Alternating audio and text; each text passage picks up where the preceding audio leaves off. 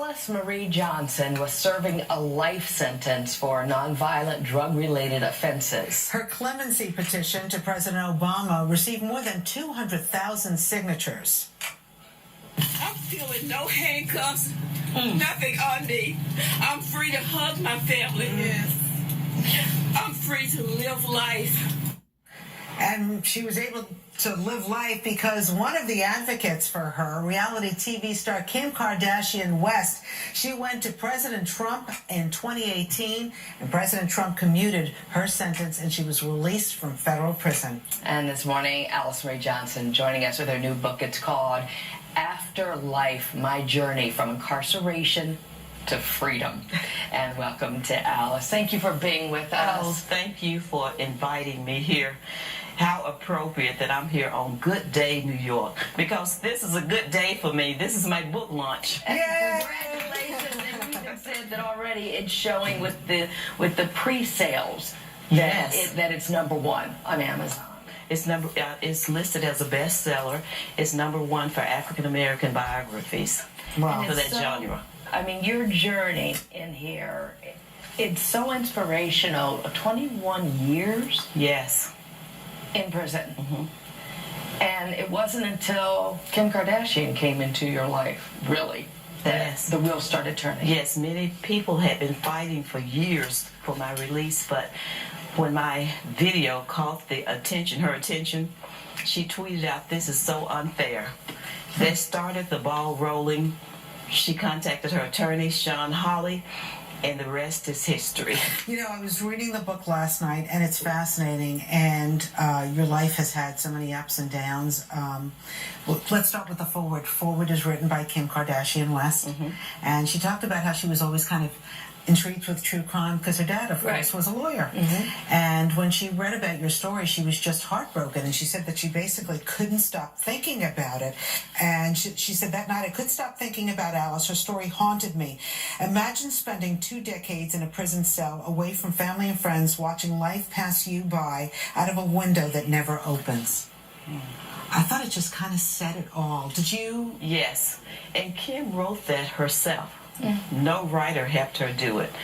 She wrote it from her heart, from her pen to her paper. So I'm so honored that she wrote the foreword for me. I've heard you talk about how you've read that forward over and over and over. Why is that? It never gets old reading that. I'm still amazed at how every piece came into place to make this happen. And I'm still amazed by Kim's genuine heart and love for me. Every time I read it, I cry. So, Alice, in the book, you don't shy away from, some of the dark periods in your No. life. You talk about drug addiction and selling drugs and getting involved with gambling and bad people and losing a child, seeing another child incarcerated at the same time that you were being arrested. How did you keep yourself together? My faith. I am a praying woman, and my family support too. And also, it's something about when you get involved in helping others. I try to help change my environment for good. You forget about yourself. It's a true saying that it's better to give than to receive. Because when I gave of myself to others, I received the big blessing. Even your time while you were incarcerated, you seemed to be optimistic. I mean, Yes. there are photos of you. There's a photo in here where you're at a Christmas tree smiling. But Right, and the in pictures with prison. her sisters. Right, It was like exactly. Sister Day in prison. Right, and- exactly. But you were still smiling, still optimistic. You Yes. talked about how when you tried to appeal to President Obama and it was denied, you still didn't hold it against President Obama, no. right? No. But it was President Trump that listened to Kim Kardashian and Kanye West and went to the White House. Yes. And eventually that's 1 week later after them going was your sentence was then commuted. And he even spotlighted you with the State of the Union address where you Yes. got a standing O. What did that feel like? At the State of the Union, looking around and seeing everyone in the hall literally happy for me. this is something that everyone has agreed on, that my release, that what President Trump did for me, my release was a good thing. And they were genuinely happy to see someone released from, in essence, an unexecuted sentence of death. Wow. Alice, in the book you also talk about that you had a premonition that you were going to be released. Yes. And you shared it with one of the women in the jail next to you. Josette. And it was a dream. Tell us about that dream, because I was reading it last night going, oh my goodness. It is a very, very true story. I had a dream, and in that dream, I received an immediate release, but there was a beautiful woman who I didn't know, who was the one who helped me become released from prison. In fact, in my dream, she was the one who gave me the news, and when I was set free, there was media everywhere. And Josette, over the years, told her children about how I would dream things, and she said she never could get that dream out of her head. And when I was set free, I received a message from her recounting it, and it's in my journal. Wow. That it actually true. It came to pass. And she said when she saw it, it was like the dream revealing itself, just unfolding. All right, what are the dreams have you had lately? Okay, if I dream about you, I'll let you know. I am a dreamer. But you've also talked about, since your release from prison, feeling the need to be an advocate for Yes, I others have who to. are still in there, who still should be on the outside. Yes. Their stories. We're not aware of it. There's so many out there that should have the freedom that you now enjoy. Too many.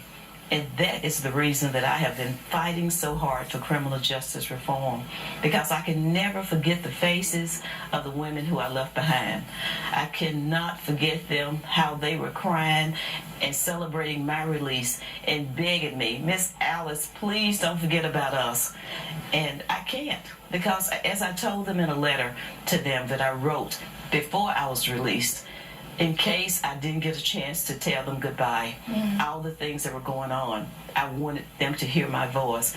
And I told them that they had been tattooed on my heart, and that is so true. They are right here in my heart. So what can you do to get attention to their plight? Do you still have an open dialogue with the President of the United States? Like, how are you going to help them? Well, I'm hoping that this book will help push awareness to the public. It won't have people afraid to get behind criminal justice reform. And we've already seen that we can get bipartisan support by this First Step bill that was just passed.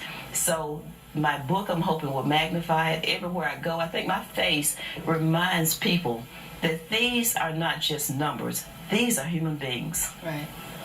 You know, the book, quite naturally now there's talk of it being a movie. Yes. I heard you say you want Angela Bassett, that you like the way that she dances, we like her too. Well, we like her too. So is that going to be a reality, that this will be made into a film? Yes. I've partnered with One Community Films, and they're with Endeavor. And they will be, a movie will come forth from this book. And if you really would like for Angela Bassett to play the role, or will you have say-so in the way that it comes to fruition? Honestly, I think that any actress who reads my story and who meets me could bring, a good actress can bring this to life.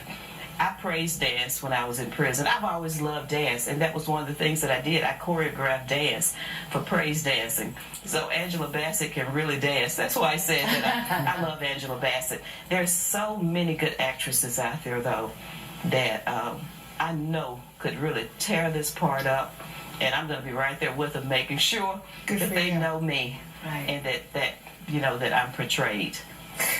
Have you gone Hollywood? Where are you living these days? Well, I'm living in Chandler, Arizona with my daughter. She's got 15-month-old twins, a boy and a girl.